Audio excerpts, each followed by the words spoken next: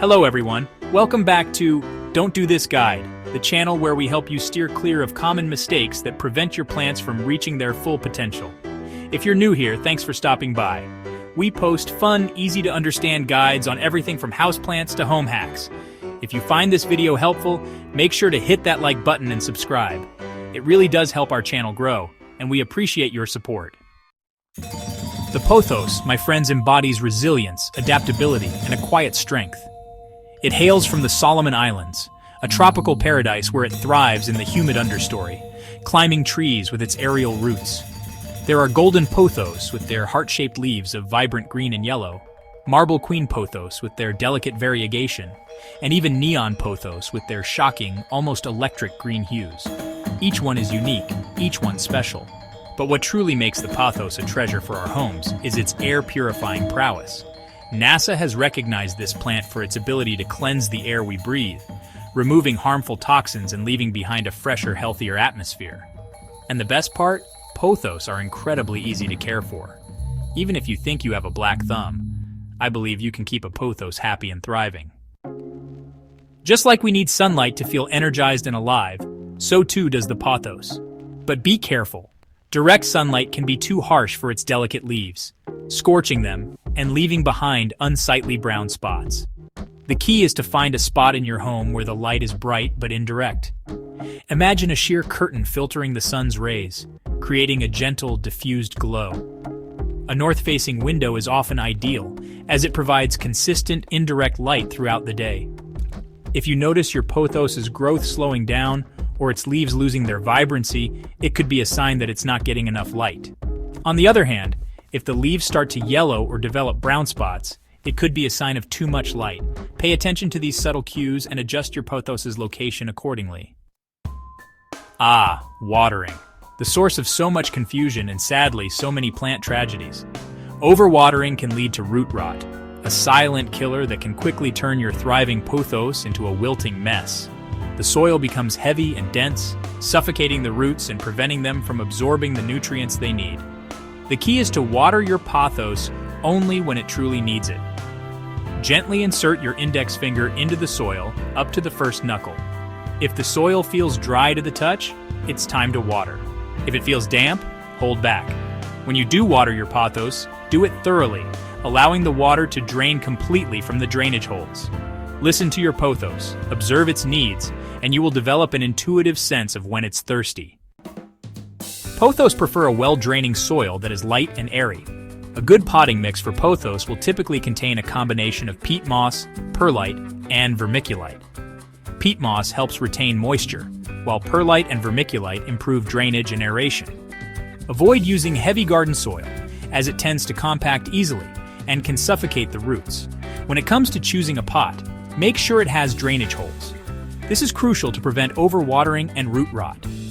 Choose a pot that is slightly larger than the current root ball of your pothos. Pothos prefer to be slightly root-bound, and repotting too frequently can stress the plant. Let your personal style shine through. Pothos thrive in temperatures between 65 and 85 degrees Fahrenheit. They are not fond of cold drafts, so keep them away from air conditioners and drafty windows. As for humidity, pothos prefer moderate to high levels. If the air in your home is dry, especially during the winter months when the heating is on, you may notice your pothos's leaves developing crispy brown edges. One option is to place your pothos on a pebble tray filled with water. Another option is to use a humidifier, especially if you have a large collection of humidity-loving plants. And if all else fails, a simple misting with a spray bottle can provide a temporary boost in humidity. Think of fertilizer as a nutritious meal for your pothos, providing it with the essential nutrients it needs to grow strong and healthy. A good fertilizer for pothos will contain nitrogen, phosphorus, and potassium, often listed as NPK on the fertilizer label. Nitrogen promotes leafy growth, phosphorus supports root development, and potassium enhances overall plant health. Liquid fertilizers are easy to use and are absorbed quickly by the plant. During the spring and summer, when your pothos is actively growing, you can fertilize it every 4 to 6 weeks.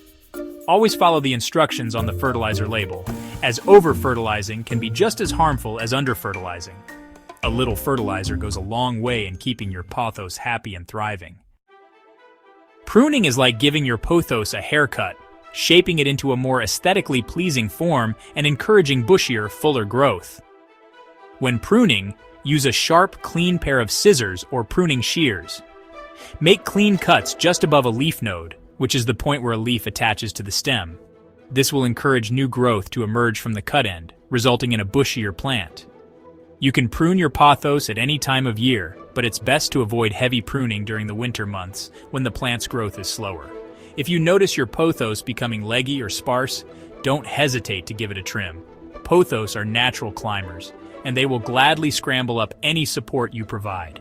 To train your pothos, gently wrap the vines around the support, securing them with plant ties or clips if needed.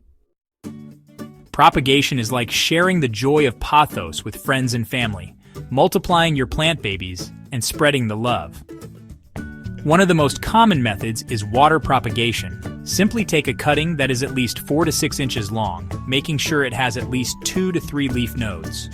Remove the leaves from the bottom node and place the cutting in a glass or jar of water, making sure the nodes are submerged.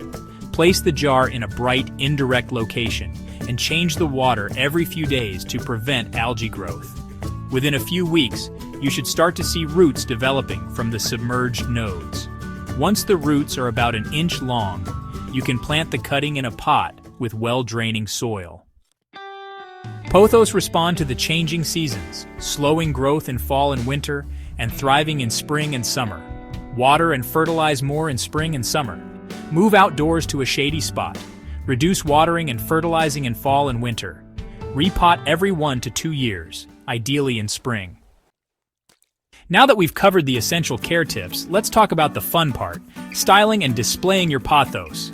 Pothos are incredibly versatile plants, and they look stunning in a variety of settings. One classic way to display pothos is in a hanging basket, allowing their trailing vines to cascade gracefully downwards. You can also place your pothos on a shelf, mantelpiece, or even the floor, allowing their vines to trail downwards or climb upwards on a nearby support. Pothos also look beautiful grouped together with other plants, creating a lush, jungle-like atmosphere. When it comes to choosing planters, there are endless possibilities. Terracotta pots provide a classic, timeless look, while ceramic planters come in a wide range of colors and designs to match any decor. You can even get creative and use upcycled containers, such as vintage teacups or mason jars. The key is to choose a planter that complements both your plant and your personal style. Pothos thrive on consistency. Maintain regular watering and lighting. Avoid sudden changes in temperature or humidity. Experiment with different varieties of pothos. Inspect for pests like mealybugs and spider mites. Treat promptly with insecticidal soap or neem oil. And there you have it, Pothos 101, supercharged for thriving, not just surviving. If you enjoyed this video and found any value in my content, hit that like button and subscribe to Don't Do This Guide. Your support means the world to me, and it helps our community grow. Also, feel free to drop a comment below if you have any questions or suggestions for future Don't Do This topics. Until next time, cheers.